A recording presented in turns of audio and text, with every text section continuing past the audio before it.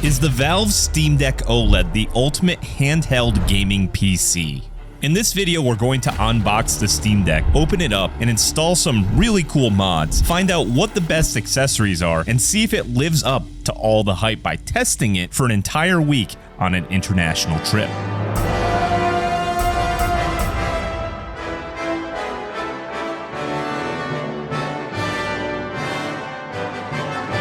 Alright, let me at least tell you what's in the box first before we get here. The presentation of the OLED Steam Deck is fantastic, besides this little tab right here. In case you weren't aware, the Steam Deck purchase does include this padded carrying case. On the back of the case, there's a hidden accessories bag. I use this to store the power supply, but was dissatisfied with the fit. There's a 45-watt power supply included with the Steam Deck. If you own a 3D printer, I found an STL file to wrap and store the power supply in this hidden compartment. Links in my Discord. The first thing that caught me by surprise is how light the Steam Deck actually is. For anybody curious, it measures in at 637 grams or about 1.4 pounds. After the first boot and a short tutorial, you'll get into the Steam OS. You'll be able to see your library and even Steam curated games that are officially supported for Steam Deck. But of course, you're able to install any game you'd like from your library. You can even get ROMs to show up in your library by using EmuDeck. This is an absolute game changer for retro gaming fans. It seamlessly integrates a range of emulators into one easy-to-use platform. The setup is surprisingly simple, with EmuDeck installer doing most of the heavy lifting. The Steam Deck has an SD card slot located on the bottom of the unit. I recommend loading all your favorite ROMs onto an SD card and installing it this way. Once it's up and running, you can jump between your favorite retro games without missing a beat. This works on both the OLED and LCD version,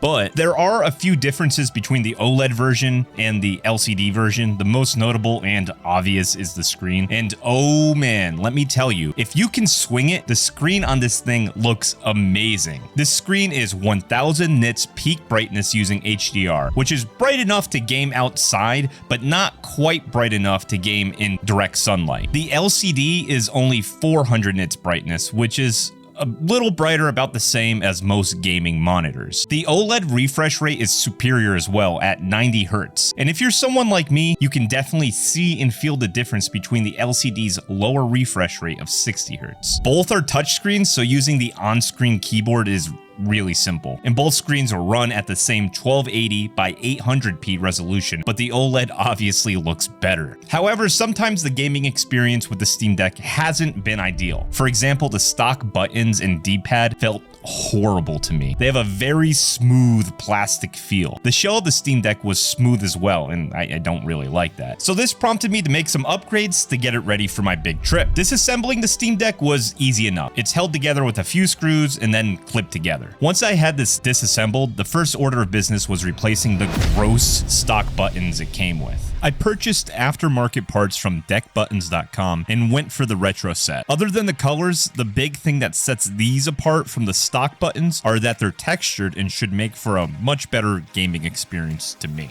I had to remove a few daughter boards on each side to do this, but it wasn't that bad. Next, since I already had the back opened, I decided to swap out the joysticks with Hall effect joysticks because why not, right? If you're watching this and considering swapping out your joysticks, let me tell you, the stock joysticks are fine. But I did seem to decrease the dead zones with the Hall effect joysticks. So if you're into that, maybe you should consider this mod. Next, I wanted to make sure the Steam Deck was protected for the trip, so I installed the dBrand Killswitch Case and a screen protector. They were both easy enough to install, but I wasn't the biggest fan of the dBrand vinyl decals. They kept bunching up whenever I tried to put the case on the Steam Deck. But the dBrand case has far more grip than the stock coating on the Steam Deck. It even includes a kickstand on the back, making it very easy to prop up. I also opted to get the joystick covers from dBrand, and I think these are a must-have. When gaming on the stock Steam Deck, me and my wife's thumbs would hurt after a while with the stock joysticks. These eliminated that issue. I also opted to get the travel cover for the Killswitch Case and the universal mount, which is cleverly disguised as a valve and allows you to mount a battery pack to the back of the Steam Deck. Valve advertises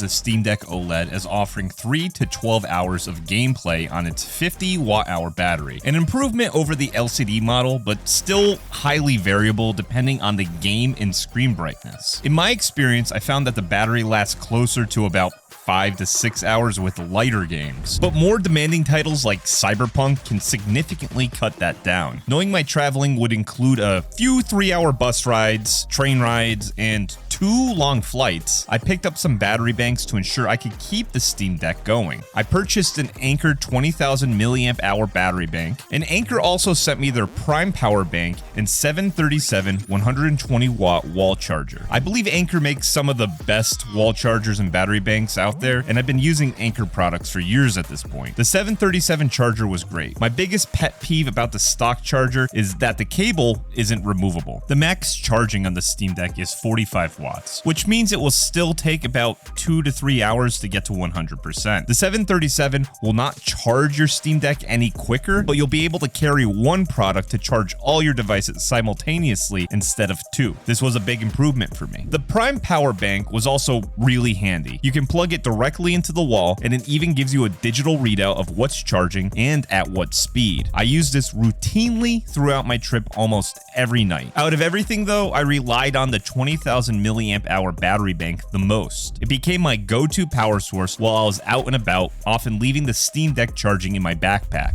And if you want to help support the channel, and I know you do, by purchasing these products, there are Anker affiliate links in the description.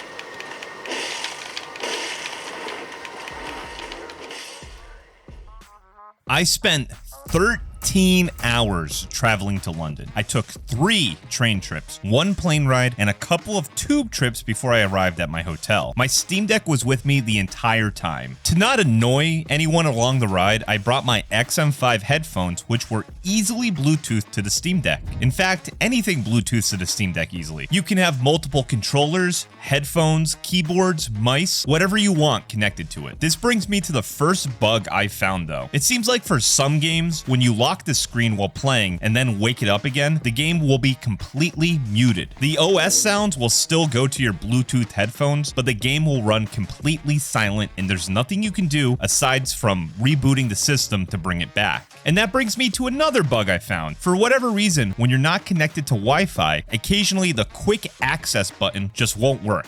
This prevented me from controlling basic things like screen brightness. I couldn't make changes on the go, but I quickly adapted some shortcuts like the Steam button plus joystick up or down to control brightness. You can hold the quick access button for a list of all available shortcuts. Even rebooting didn't fix this bug, by the way. Connecting my phone as a mobile hotspot seemed to fix it for some reason. On my trip, I brought the Steam Deck and accessories with me everywhere. I mean, I even brought it to Stonehenge. Is that a YouTube first, guys? It's the perfect size to deliver an immersive gaming experience on the go. I never thought I'd have access to my entire Steam library while on a bus visiting places like Leeds Castle, Canterbury, or the Cliffs of Dover. But here we are. Considering the size, it's an incredibly capable machine, allowing you to play almost any release from the past 40 years, but it does struggle with newer releases. Some wouldn't even play, like The Last of Us. Being based on a Linux system is both a pro and a con, since you can make it do whatever you want it to do, but you need to have the technical expertise in order to make it all happen. That being said, the Steam OS is a great experience, even if I find the occasional bug inconvenient. The Valve advertising suggests you'd be able to use this in place of a desktop PC. And let me be clear, the Steam Deck does not hold a candle compared to a desktop PC.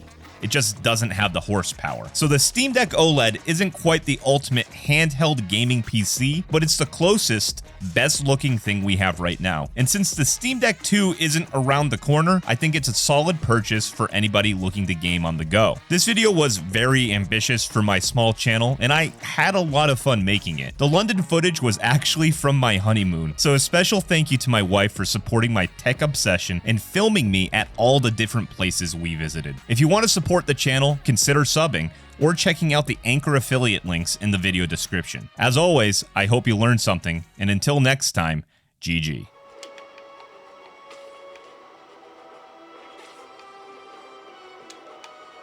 I suck at this.